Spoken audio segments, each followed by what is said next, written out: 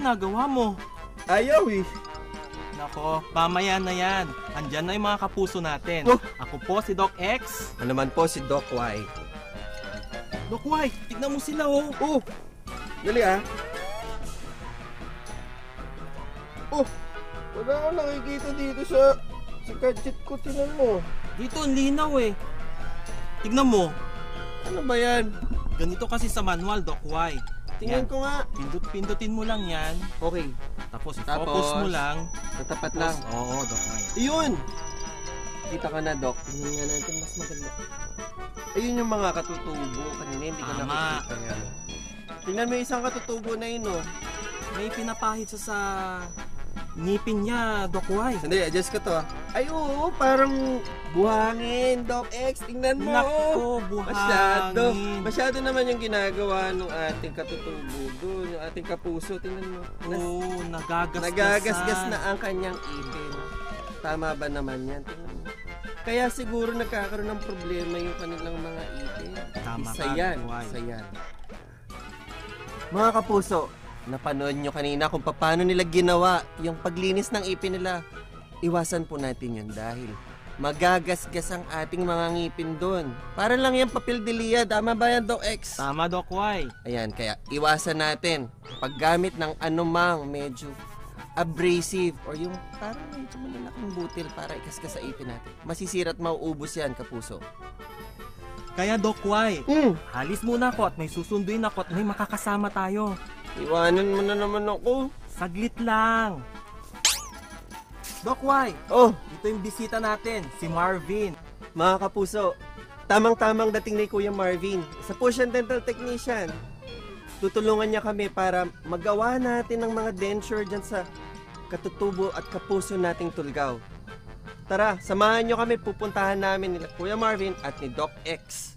Mga kapuso, andito pa din po tayo sa bayan ng Tulgao. Tara, samahan niyo po kaming gawin natin ang mga denture o mga prosthesis ng ating mga kababayan at kapuso dito sa bayan ng Tulgao. Ano nga ba ang prosthodontics, Doc X? Prosthodontics, Doc Y, ito yung tinatawag natin mga pustiso. Okay. May mga iba't ibang klaseng pustiso na pwede nating ikabit sa mga o kaya gawin sa mga pasyente natin. Oh, okay. That's very good, ah. Mm. Mga kapuso, meron po tayong tinatawag na partial prosthodontics. Ito yung mga ipin na may mga natitira pa tapos lalagyan natin ng pustiso doon sa mga absence ng walang ipin. Meron din tayong complete denture. So, mga kapuso, Doc X, puntahan na natin at tulungan na natin itong kababayan natin na ito. Ito pong pasyente namin na ito, si ate, magsasaka. Kaya minsan napapabayaan na din niya ang kanyang mga ipin. Dito sa prosesong gagawin natin, lalagyan natin siya ng denture. Partial denture dahil meron pa din siyang natitirang mga ipin, mga kapuso. Tara, panoodin po natin kung paano pong ginagawa ang paggawa ng pustiso. Dito sa proseso na to, mapapansin natin na chinek up muna namin ng husto yung kabuuan ng bibig ng patient. Hindi lang yung loob ng bibig, pati din yung actual na facial profile or yung kalabasang anyo. Dahil dapat pag ginawan siya ng denture, halos balanse yung mukha ng pasyente. Hindi yung nakatabingi, nakatagilid na ganyan, o kaya naman pantay yung mukha pero nakatagilid yung denture. Siyempre, hindi doon nagtatapos yun, mga kapuso. Tara, samahan niyo po kami sa susunod na step na gagawin namin. Doc Y, ano na tong ginagawa mo ngayon? Dito mapapansin natin na kumuha na ako ng pansukat. Etong pansukat na ito yung pansusukat natin doon sa gilagid at ipin ng pasyente. Anong materyales, Doc Y, yung ginamit mo? Tinatawag natin itong alginate. Okay? Hydrocolloid material ito, kaya huwag kayong matakot, mga kapuso.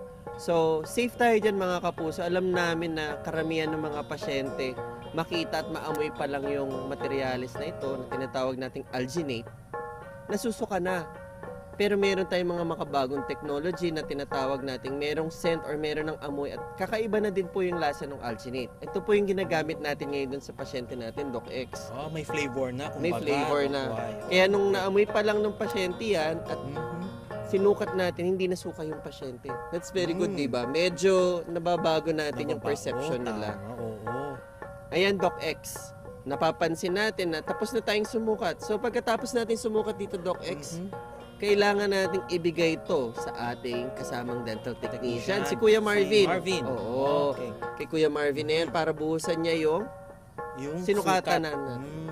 Ayan po mga kapuso, naging isang ganap na castone na po yung ating sinukat sa ating pasyente kanina. Alam mo, Doc X, bakit ginagawa ng dentist muna bago dental technician? Mhm. Bakit? Importante na makita ng dentista kasi siya yung Yes, nakakita tama. mismo dun sa loob ng pasyente, Mhm. loob ng bibig ng pasyente. Siyang nakapag-diagnose ng Oo. ngipin Yung ng mga pasyente. technician natin, katulong natin sila or sila ang pumupuno ng pangangailangan natin para mabuo yung denture. So, ang mga dentista ang nag-aayos muna kung paano magiging maganda ang itsura ng pasyente, paano niyang ibabalanse yung mukha ng pasyente, at saka paano yung magiging taas ng pagbuka ng bibig at pagsalita ng pasyente. Hindi naman natin binabaliwala yung technician kasi sila ang tumatapos at tumutulong sa dentista talaga. Dapat work hand in hand. Okay? Kung ang dentista naman magpapagawa sa dental technician, kailangan sabihin ng dentista kung ano yung gusto niya mangyari para dun sa case niya. Okay? Kasi parang basketball yan, Doc X. Okay. Teamwork. Mm. Teamwork yan. Alam mo, Doc X, meron pa tayong kailangan yung mga kapuso natin. Meron din ako Mhm. napapansin dun sa ibang dentist, may nagturo lang sa akin na to eh. Kung wala ka makitang ibang shade ng ipin na magiging maganda para bumagay dun sa ipin, minsan tinitingnan nila yung kulay ng puti ng mata. Ah. Doon nila okay. binabase. Kaya minsan, para daw kasing ano lang yan eh. Yung dapat pagka nag-belt ka, black yung belt mo, black din yung sapatos mo. Oo. Naman. Ganun. Para pag ngiting ganyan, bumabalance at bumabagay yung kulay nung ipin. Kaya lang, Dok, may nakakatawa nga lang dyan. Pagka namumula yung mata mo, syempre wala tayong po ng ipin. Ano? Oo nga. Wala tayo Walang nun. Erase yun pagpula. na mga kabuso, hindi kasama yun. Pero, yun yung isang bagay na kailangan nating malaman. Kaya, kailangan nyo yung dentista pagka magpapagawa kayo ng denture. Tingnan po natin mga kapuso, Doc X. Etong ginagawa ni Kuya, tingnan mo. Yan. Yan yung ginagawa ni Kuya Marvin. Napapansin mo ba na nagwa-wax pattern na siya? Okay? Wax yung ginagamit pa lang dyan pang hulma. Mm. Tsaka nilalapat yan dun sa gilagid ng pasyente. Kita mo? Medyo kailangan talaga ng skill at special artistic design dyan kay dapat autistic yung gumagawa niyan. Artistic pala. Ah, Artistic. kaya tinapik oo. kita, kala ko autistic yung technician natin. Hindi, alam mo, kailangan kasi dyan pagka ginawa yan, merong feel, may emo. Kasi parang, syempre pag artist ka, dapat may konting hagod.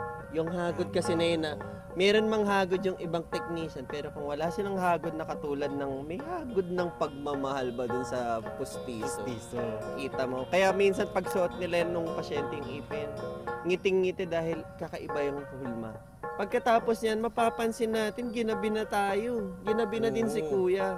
Kasi hindi lang basta paggawa ng denture yung nilalagay dyan. Kumbaga, may puso nga eh. Talagang mahaba palang Mahabang proseso ang paggawa ng proseso. pustiso, mga kapuso. Kaya yung mga dental technician natin, wag natin silang iismulin. Minsan tulog na tayo, sila gumagawa pa din ng denture. Ayan, natapos na. Natapos nang gawin ni Kuya Marvin yung kanyang assignment. Trial na natin. Tingnan nyo, shoot. Ayan, medyo kikinisin natin ng konti. Medyo nag-swak din yung kanyang ipin dyan. Pati kulay, Doc Y, ano? Oo. Tugmang-tugma sa naiwan ng ngipin ng pasyente Tama, natin. oo. Kasi nag-trial muna tayo bago tayo nag-proceed. Oh, yan. Mapapansin mo before natin mag-final. Kakaiba na naman ng ngiti na nabigay natin dito sa mga kapuso natin dito sa bayan ng Tulgao. Tingnan nyo mga kapuso, kakaiba talaga ang wonder na binibigay ng mga dentist natin. Pagtulong-tulungan po natin ito mga kapuso. Pasyal po kayo sa dental clinic. Pa-check up kayo. Sigurado yung dentista nyo tuturo sa inyo. Huwag ko kayo mag-alala dun sa costing parati. Oras na nakangiti kayo, naku, napakasarap po ng pakiramdam ng bawat isa. May natulungan na naman po tayo mga kapuso. Tingnan natin si ate, tingnan ninyo. Nakangiti na naman po siyang maganda. Sa susunod na linggo, siguradong may mapapangiti na naman tayo. Ibang yugto na naman po ito.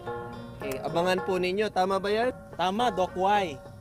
Ito po si Doc X, X na sa lahat ng problema sa ngipin. At check na naman po tayo ngayong araw na ito dahil madami tayong natulungan. Lalo na yan si ate, napangiti na naman natin dahil sa paglagay natin ng ipin. Natutunan natin ano bang ibig sabihin ng prostodontics. Magkita-kita po tayo mga kapuso. Dito lang po sa Doc Smiley!